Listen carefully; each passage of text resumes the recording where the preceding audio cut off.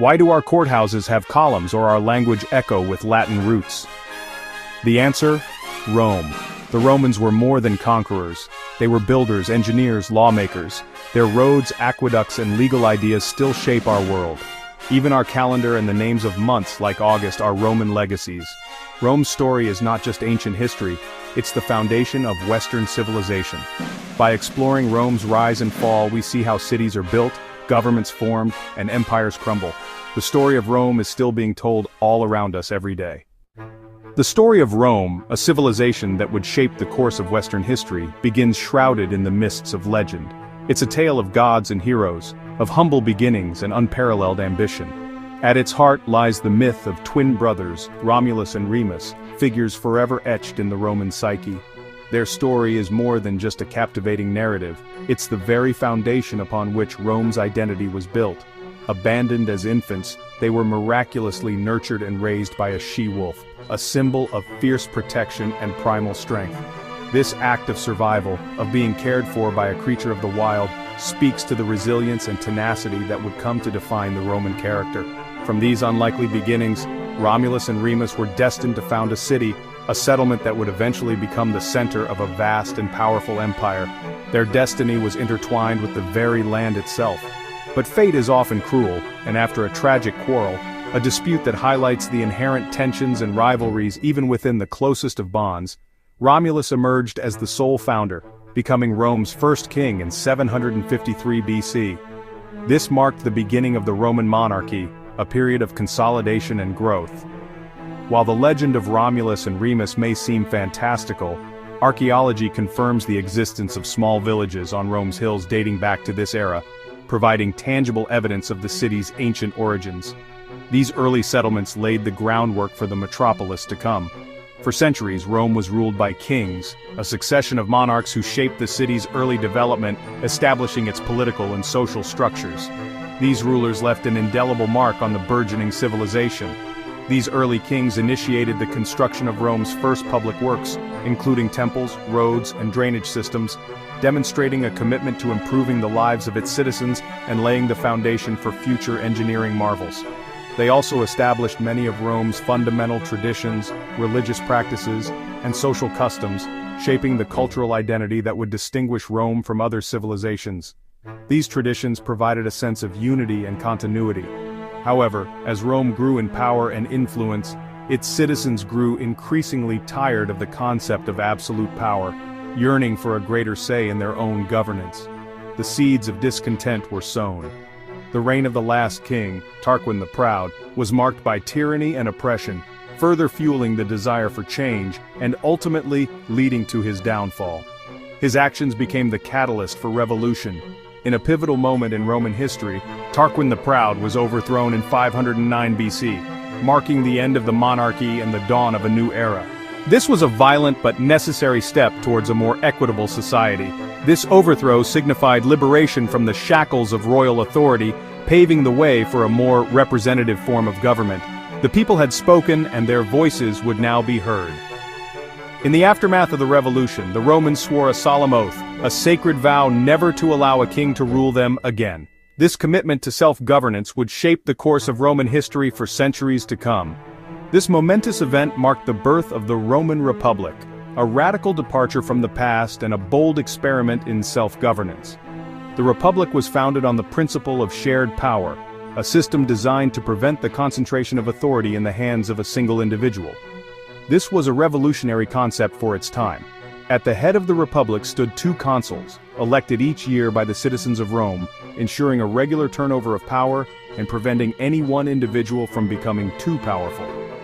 This system of dual consuls was a deliberate attempt to prevent any one man from dominating the government, fostering a balance of power and promoting collaboration. The Senate, a council of elders comprised of Rome's most experienced and respected citizens, played a crucial role in the Republic's governance. The Senate advised the consuls, debated policy, and helped to make laws, providing a vital check on executive power and ensuring that decisions were made with careful consideration. This new system of government, with its emphasis on shared power and citizen participation, gave the Roman people a voice in their own affairs, fostering a sense of civic responsibility and encouraging active engagement in the political process. The establishment of the Republic proved to be a turning point in Roman history, setting the stage for centuries of expansion, conquest and cultural achievement, ultimately propelling Rome to unprecedented greatness. The Republic's birth was more than just a change in government. It was a fundamental shift in the Roman identity, a declaration of independence and a commitment to self-determination. It launched Rome's remarkable journey from a small city-state to a dominant Mediterranean power, a transformation fueled by its innovative political system, its military prowess, and its unwavering ambition. The Roman Republic's legacy extends far beyond its own time, as the idea of shared power and representative government would echo through history, inspiring countless societies and shaping the course of Western civilization. The Republic's ambition drove Rome to conquer all of Italy, forging a powerful state.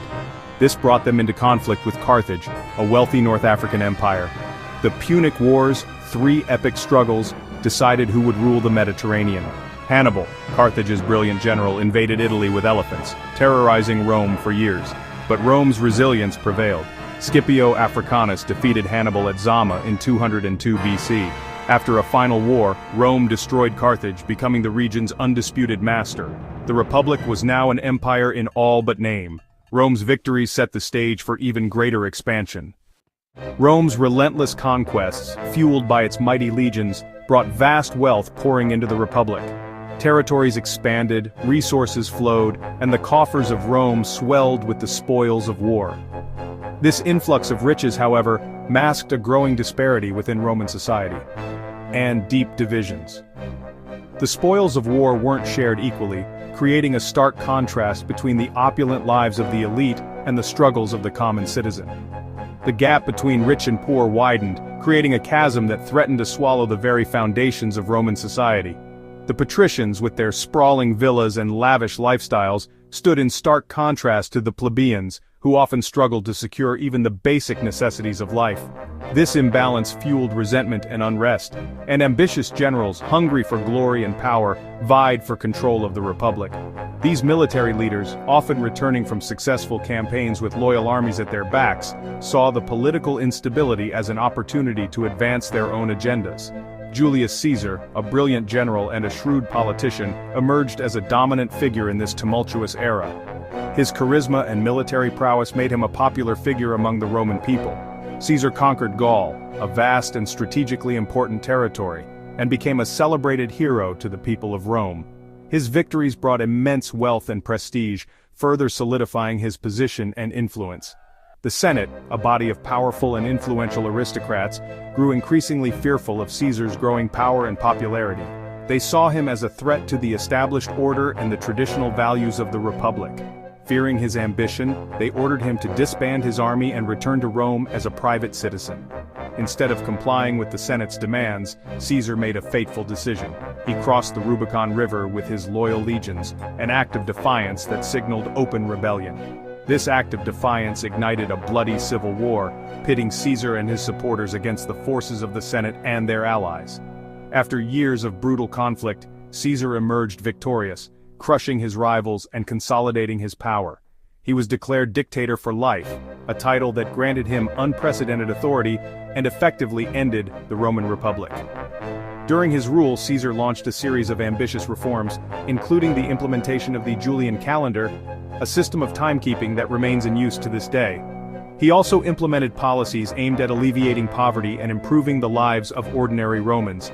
But despite his popularity and his efforts to improve the lives of the Roman people, many feared that Caesar harbored ambitions of becoming king, a title that was anathema to the republican ideals of Rome. On the Ides of March 15, 44 BC, a group of senators, driven by fear and resentment, conspired to assassinate Caesar in the Roman Senate. These conspirators believed that by eliminating Caesar, they could restore the Roman Republic and prevent the rise of a monarchy. Instead of restoring order, however, Caesar's death plunged Rome into even greater chaos and instability.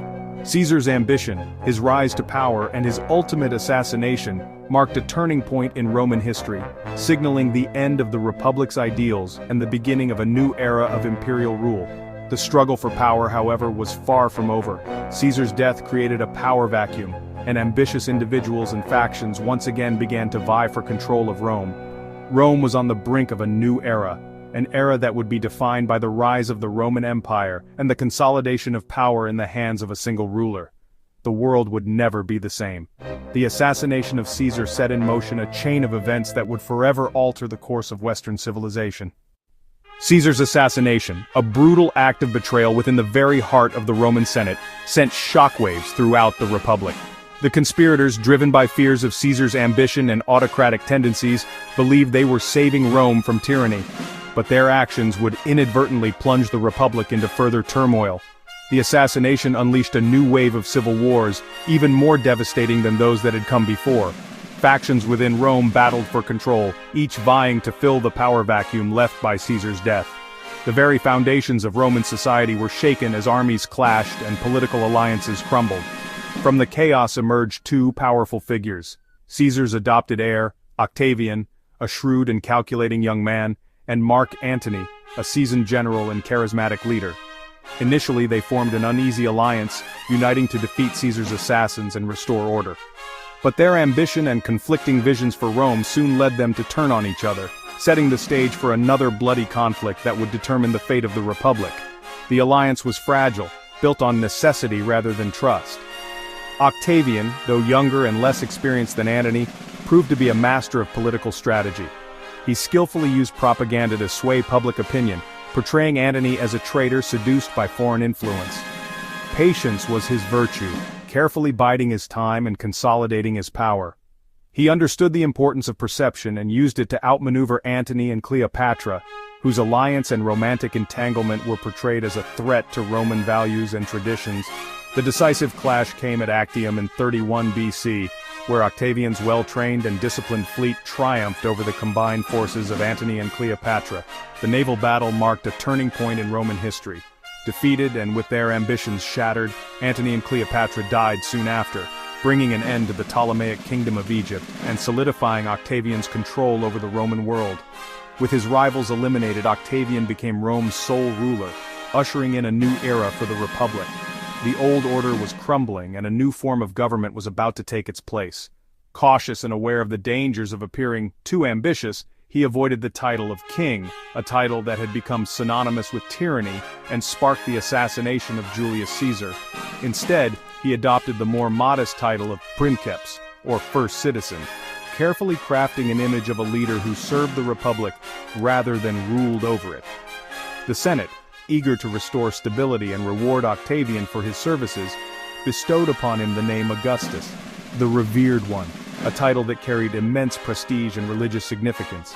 In reality, despite his carefully constructed image, Augustus held all the power, effectively transforming the Republic into an empire under his control.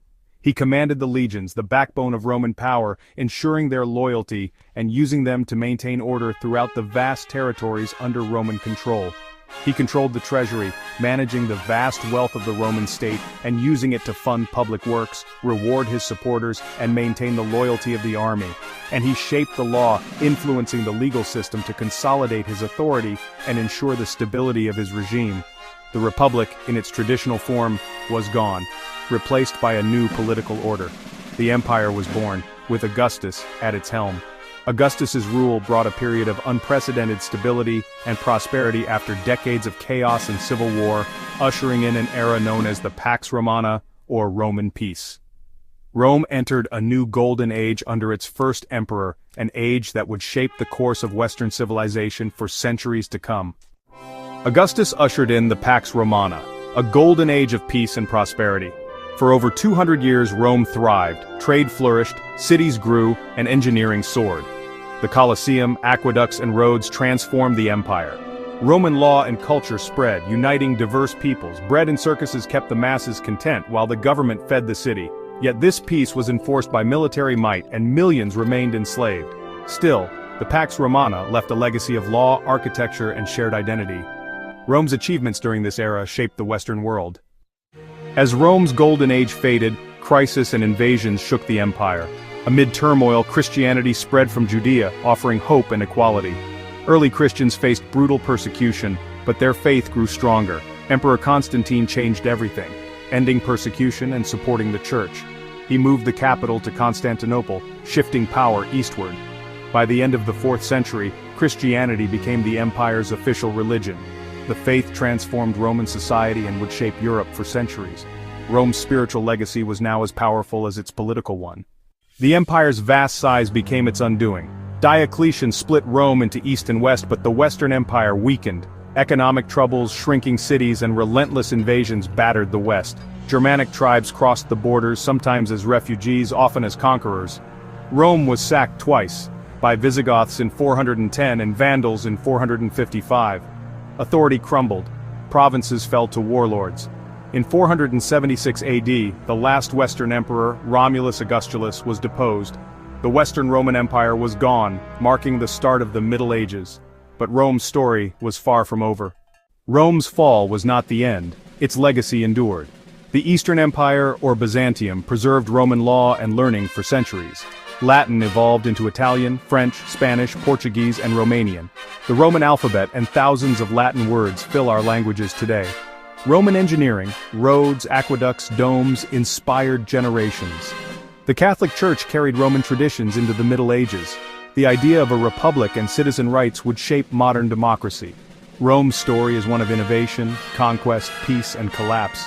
Its echoes are everywhere, in our laws, languages, and cities. Which Roman legacy inspires you most? The choice is yours.